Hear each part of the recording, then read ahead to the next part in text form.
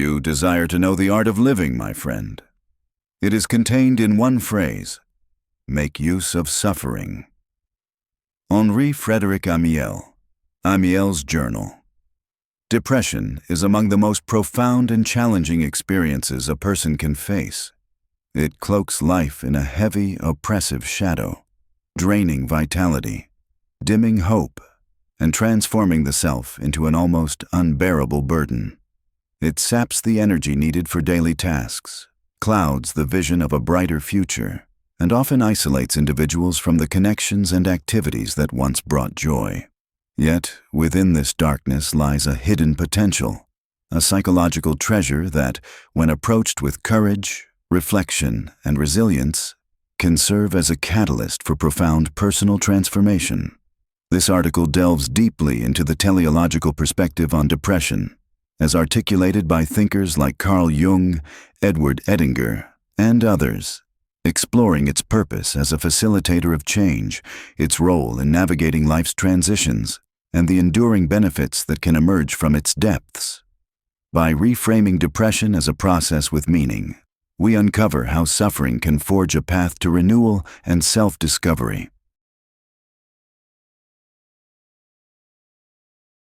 In contemporary psychology, the approach to depression often centers on identifying its causes, whether they stem from external events like the loss of a loved one, a failed endeavor, or societal pressures, or from internal factors such as genetic predispositions or chemical imbalances. While these investigations are crucial for diagnosis and treatment, they can sometimes overlook the deeper purpose of depression.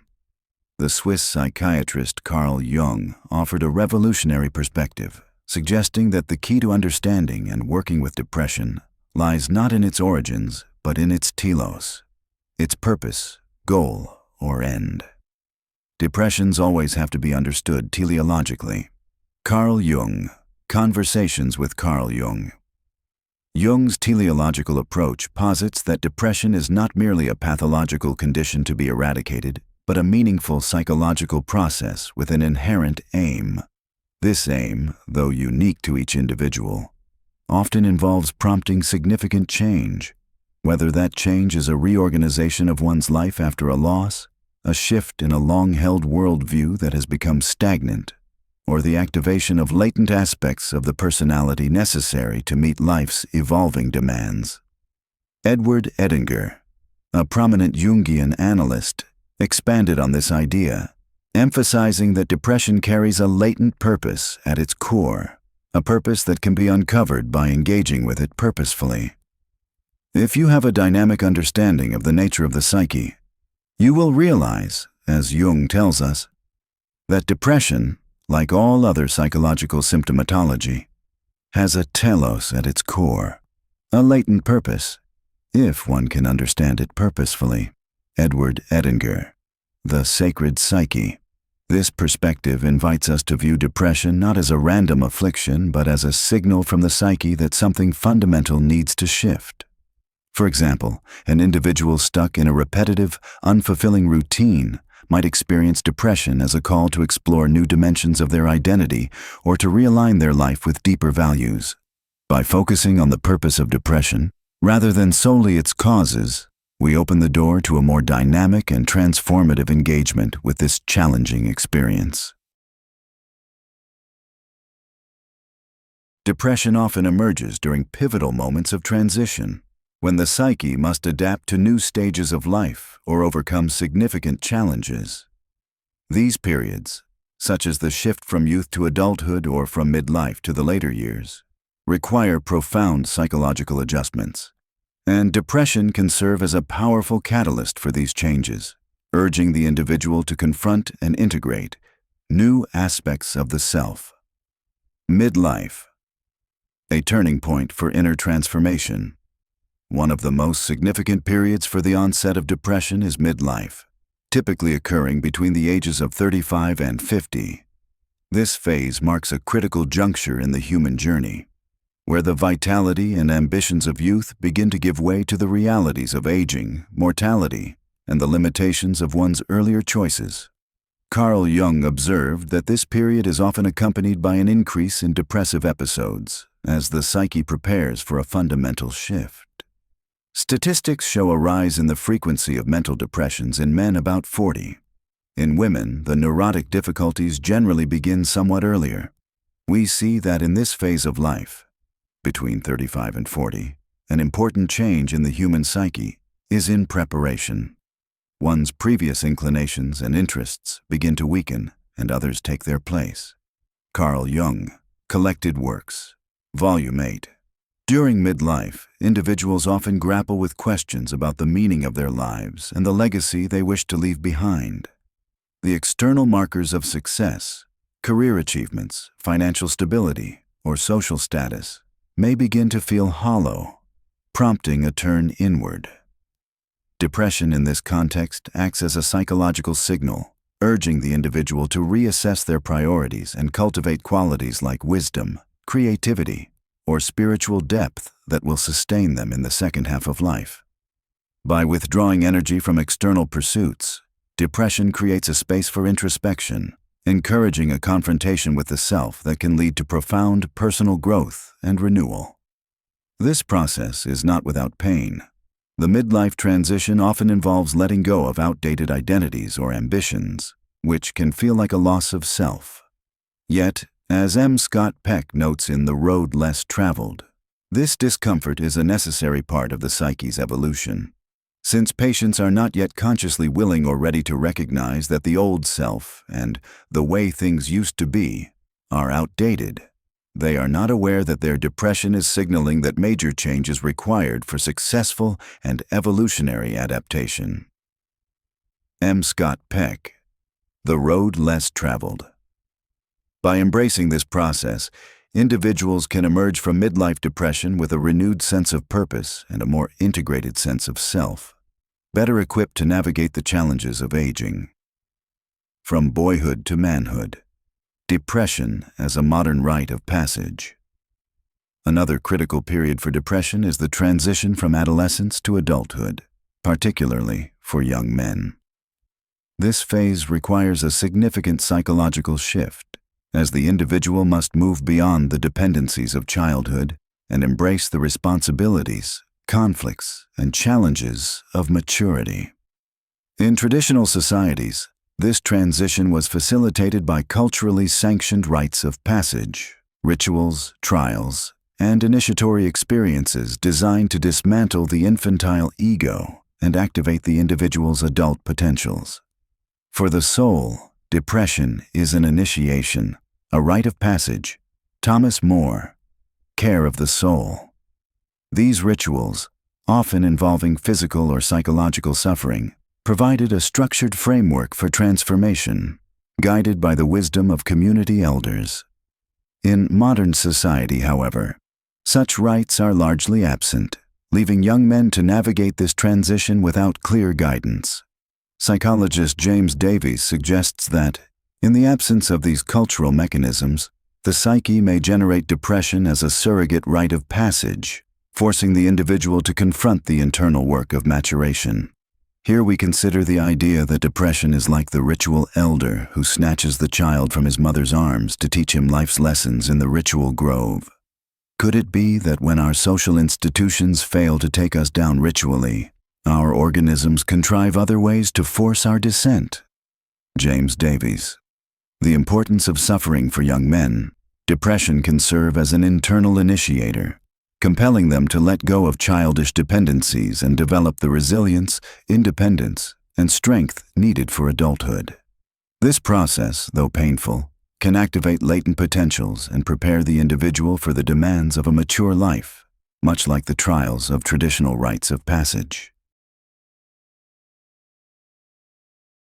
The transformative power of depression lies in its ability to redirect psychological energy, or what Jung termed libido, from the external world to the inner realm of the unconscious. In everyday life, much of our energy is directed outward, toward work, relationships, goals, and external stimuli. Depression disrupts this outward flow, causing a withdrawal that can feel like a psychological hibernation. Depression means literally being forced downwards. Carl Jung, 2 essays on analytical psychology. The word depression derives from the Latin deprimere, meaning to press down, and this downward movement is palpable both physically and psychologically. Physically, it manifests as a sense of heaviness, as if the body is weighed down by an invisible force. Psychologically, it involves a retraction of energy from conscious activities and a descent into the unconscious, where hidden potentials and insights reside. In depression, libido is withdrawn from the conscious world. As a result of this, we must, according to the law of energy, expect an accumulation of value, i.e., libido, in the unconscious. Carl Jung, 2 essays on analytical psychology. Within the unconscious lies what Jung described as the treasure hard to attain. Instincts, drives, and unactualized aspects of the personality that hold the potential for transformation. For example, an individual who has prioritized rationality over emotion may find their capacity for feeling, intuition, or creativity buried in the unconscious. Depression, by redirecting energy inward, creates an opportunity to access these hidden resources, enabling a more balanced and fulfilling life. It takes great courage to value depression, to respect it, not to try to medicate it away or distract ourselves from its misery. Down there is potential meaning, split off from consciousness but alive, dynamic. James Hollis, Swamplands of the Soul. This descent into the unconscious is a delicate process, requiring courage to face the discomfort and uncertainty of the inner world. Avoiding this descent, through distractions, denial, or premature attempts to fix the depression, can prolong suffering and prevent the transformative potential from being realized. To unlock the transformative power of depression, one must be willing to descend fully into its depths, embracing the suffering rather than resisting it. This idea is rooted in the archetypal notion, found in myths and stories across cultures, that the greatest treasures are hidden in the deepest, most challenging places. Much emotional suffering will be simply prolonged or even rendered unproductive by its not being allowed to reach its full depth. James Davies, The Importance of Suffering. Some therapists, recognizing the value of this descent, adopt strategies that encourage patients to confront their despair directly. British psychoanalyst Neville Symington, for instance, once worked with a young woman whose life was paralyzed by chronic depression and obsessional neuroses. In a pivotal moment, he suggested that her suffering might be an intrinsic part of her life's reality, a statement that, though painful, marked a turning point in her journey toward healing.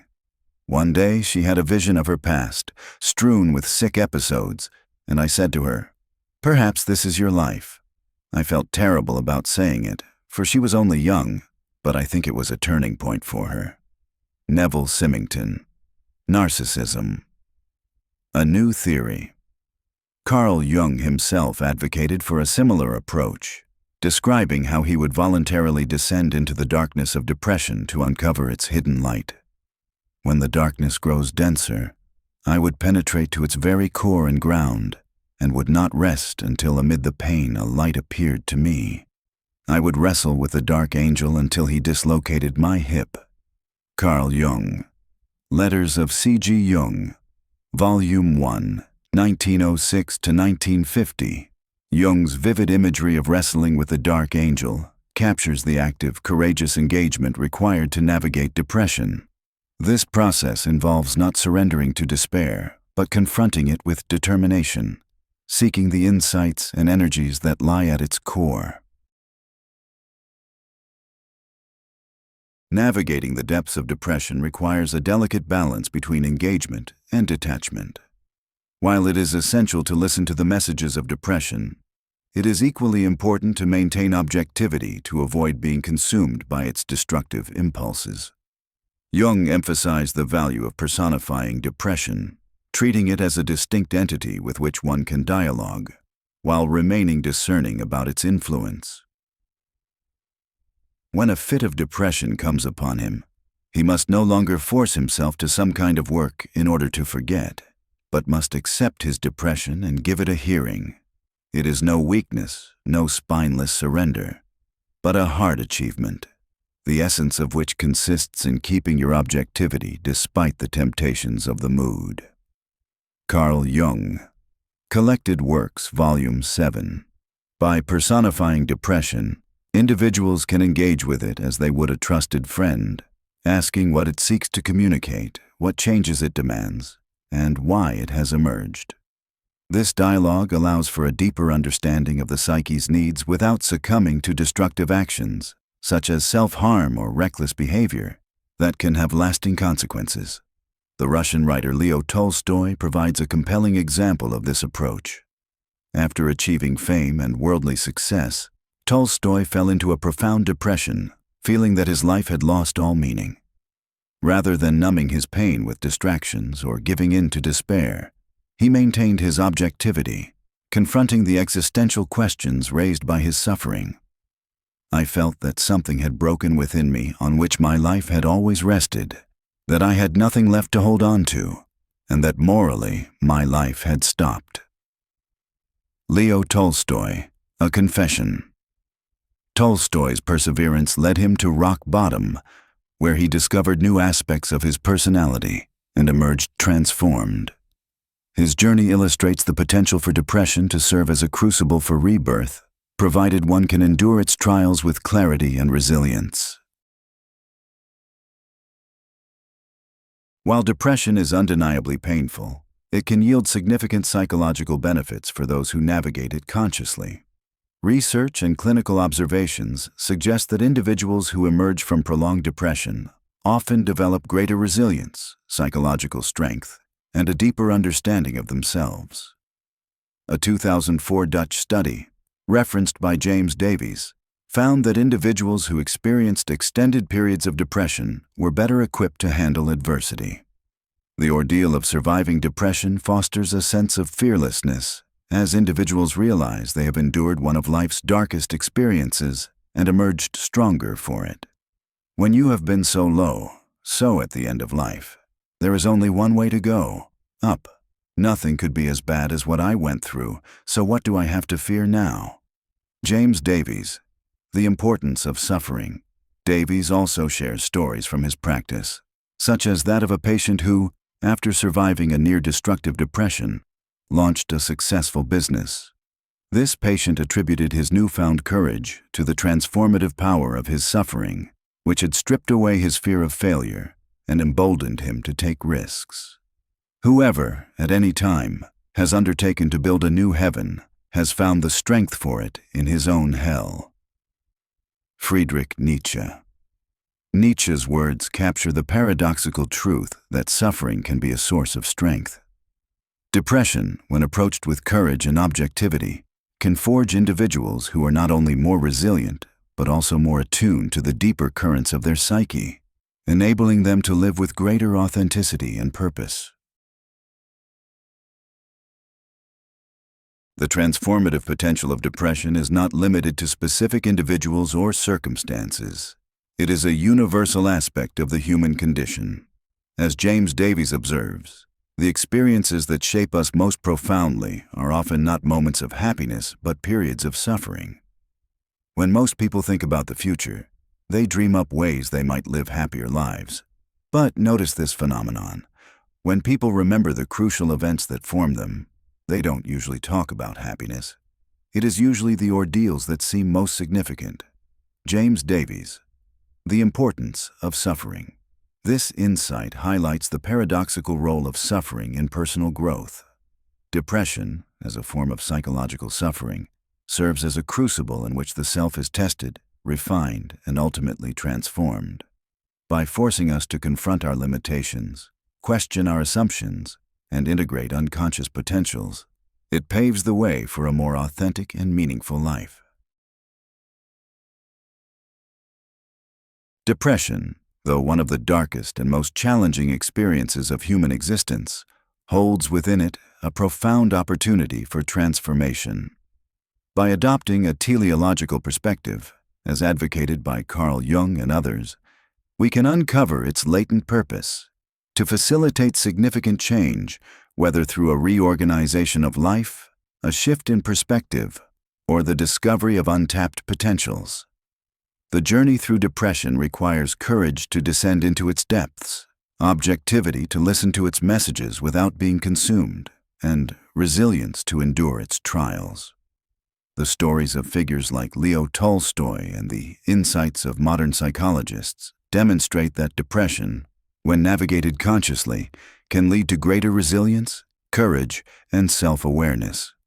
In the words of Henri Frédéric Amiel, the art of living lies in making use of suffering, a principle that invites us to embrace the transformative power of depression and emerge renewed, with a deeper understanding of ourselves and our place in the world.